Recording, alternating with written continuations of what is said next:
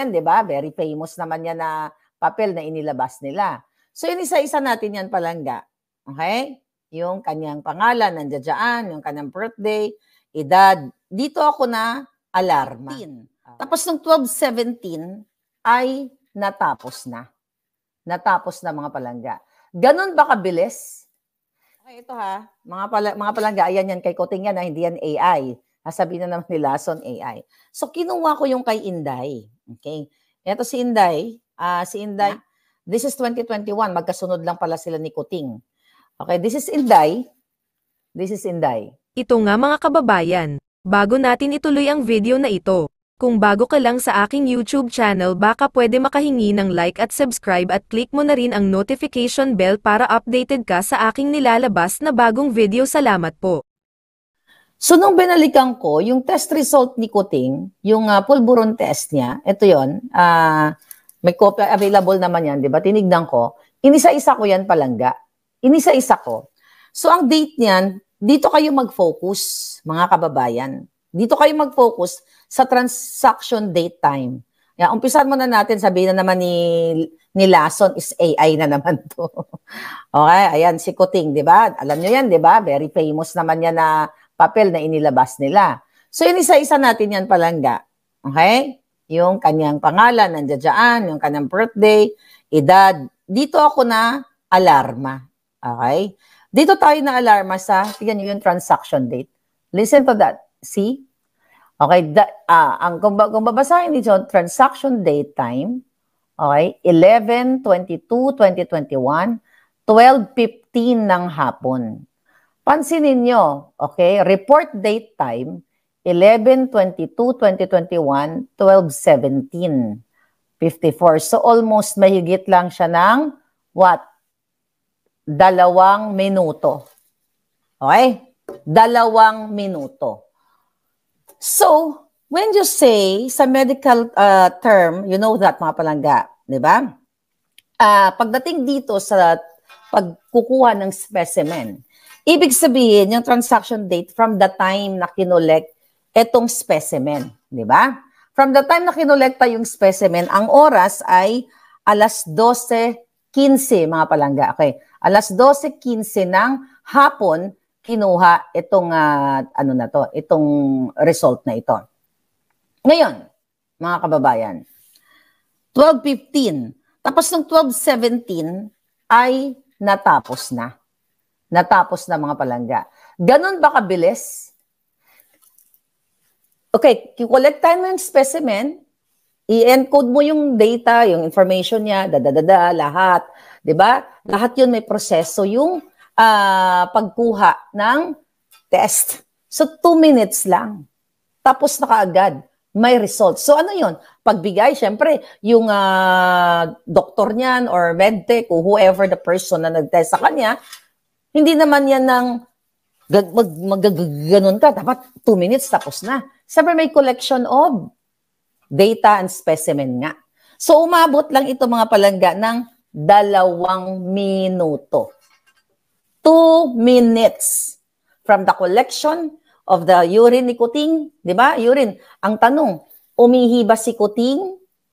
Na-discuss na natin doon. Pinapasok ba siya doon sa clinic na yon, sa St. Luke's, na walang intervention? Or, actually, maraming possibility kung naiisip ko. Pwedeng kumuha, kasi mahilig naman sa sachet ng pulburon, pwede may dala siya ng plastic ng ice candy na nakalagay yung ihi, kunyari, ni kung sino man, ihi ng kapitbahay niya, nakalagay dito, tapos ibuhos niya doon sa container kung saan yung nilalagyan ng specimen. Pwedeng ganun.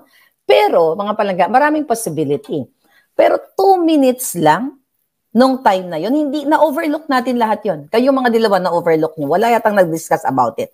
But ganun pa man, compare natin si Inday at yung kay Trillanes. Okay, ito ha, mga palangga, ayan yan kay Kuting yan, hindi yan AI. Sabihin na naman ni Lason AI. So, kinuha ko yung kay Inday. Okay? Ito si Inday. Si Inday ay, anong date to? Test kit din yung method ng testing niya. This is 2021. Magkasunod lang pala sila ni Kuting. Okay, this is Inday. This is Inday. Okay? Yan yung kay Inday. So, kay Inday, transaction date niya is 11/24. Ito niya. November 24, 2021, ang transaction date ni Inday ay 10:58 a.m. O sinumiti niya yung ano na yun, yung specimen niya, urine, okay? Report date, okay. Umabot pa wait. Andali, lumabo ang hitad. Okay? Umabot na ilang oras yan palangga. So 10:58. O, the same day 11. O ilang oras yan? 12, 1, 2, 3. So mahigit 4 na oras. Mahigit siyang 4 na oras, pero bakit kay Kuting 2 minutes lang? Bakit 2 minutes lang ang result ni Kuting from the transaction date? Diba? So ngayon, tignan natin okay, by the way, dito kay Inday, nakalagay dito yung result. Ayan o, yung mga, ito ang ni Inday, basahin nyo na lang. Yan yung pinatest ni Inday. Okay? Ayan, basahin nyo na ng bonggang-bongga lahat. Yan o, yan. Okay? Ngayon, dyan sa kay Inday, yung kanyang result and remarks meron. Pansinin nyo remarks, negative, pass, okay. Then kay Kuting, balikan natin kay Kuting. Kay Kuting, one-liner lang. Ang kay Kuting, look. Ang kay Kuting, yun lang. O, parang talagang minadali. At wala siyang remarks kung past ba. Basta nilagay lang dyan, negative. Okay? So napansin kayo, dapat ipatawag itong si na to Itong analyst na nakasulat dito.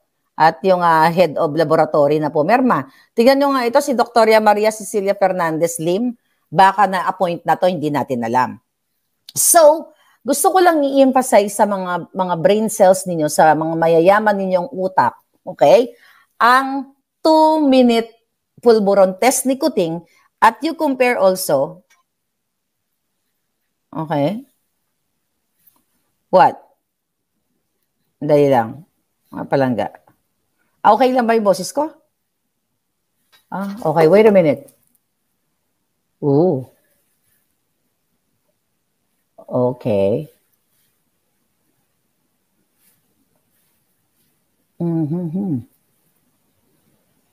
Okay, dapat pala dito siya. Okay, tanggalin natin to. Okay.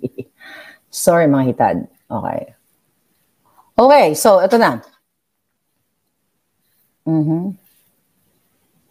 Okay, so doble daw tayo. So ngayon mga palangga, okay lang yung audio. Okay, ngayon mga palangga, punta tayo kay Trillanes, yung BFF ko. Tingnan natin si Trillanes, mga kababayan. Si Trillanes, ito kay Trillanes. Itong past ni Trillanes, Trillanes yan Ay, ba't ganyan? Green kasi ito si Trillanes. Green kasi green kasi, kaya sa green sila. Pero tignan natin. Ang transaction date is June 30 of 2018.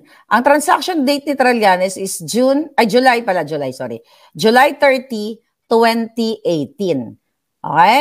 12 a.m. Okay? 12 a.m. Madaling araw si Trillanes. Mukhang nagbigay siya. May, bigla ngayon ko lang napansin. Ayan, nakita niyo? Trillanes says 12 a.m. Nakita niyo? 12 a.m. kinolek yung kanyang specimen din August 3, 2018, 4:06 p.m. Sige, pagbigyan na natin si Trillanes. Tsaka na natin, bakit 12 a.m. But again, gusto kong ipakita sa inyo yung time difference. Okay? Kung kailan sinubmit yung specimen ni Kuting at itong mga taong ito, katulad ni Trillanes, katulad ni Inday Sara, at iba pa. So, magbigay pa tayo ng example kung meron pa ditong mga taong, okay, wait a minute. Okay, tignan natin si Puting Ahas. Tignan natin yung mga dokumentong sinend sa atin. Alright? Sino pa ito mga sinend sa atin? Okay, sino to? Si Tiangco, meron din pala ako. Ito si Toby Tiangco, congressman ito. Okay, transaction date ni Tiangco at 12 a.m. Ganun talaga yung oras nila. Transaction date, March 22, 2011. Although luma na ito mga palangga. Okay? Ngayon yung report niya is inabot pa ng mahigit 15 days o 3 weeks. Nakita niyo yung difference? The reason why, ayan, pinapakita natin yan sa inyo, yun kay Toby Tiangco. Kaya ako pinapakita yan sa inyong, ano na yan, yung difference ng time. Kasi si Kuting, 2 minutes lang. So ngayon, kayo dyan na nanonood, kayo dyan may mga medical background, maybe your doctors or, you know, ito'y ginagawa nyo na mga klase ng procedure dyan sa inyong mga medical facility. So you comment or maybe make a reaction na si Kuting, bakit 2 minutes lang? Bakit 2 minuto lang natapos ng bonggang-bongga from the specimen collection, documentation, you know, from pagkuha, syempre ipasok sa laboratory, maghuhugas pa ng kamay ang ano na yan, yung medtech, di ba? Mag-hand washing pa and everything. 2 minutes lang ng bonggang-bongga. Pero, alam nyo naman na ang kasagutan. Alam na ninyo dahil yung pinakita ko sa inyong document from the PDEA in 2012 ay legit yan. At alam niya ni Kuting, alam yan ni Lisa dahil siya nga mismo ang humarang yan. Sila mismo nung na-intercept nila na may nagsabi actually na si Kuting ay nakalagay dyan sa listahan na yan. Kaya naman, ayon sa ating puting ahas, ay nakipagkontsabahan si Lisa sa kanyang law partner, okay, na si Ochoa, then the little president or the executive secretary. Kaya mga kababayan, itong issue na ito ay hindi nyo dapat tinatantanan ang pulburon test ni Marcos Jr. na ipanawagan nyo sa kanya dahil itong test na nakaraan na ipinaresent niya sa atin bago mag-eleksyon, mga palangga ay kahina-hinala dahil 2 minuto niya lang tinapos.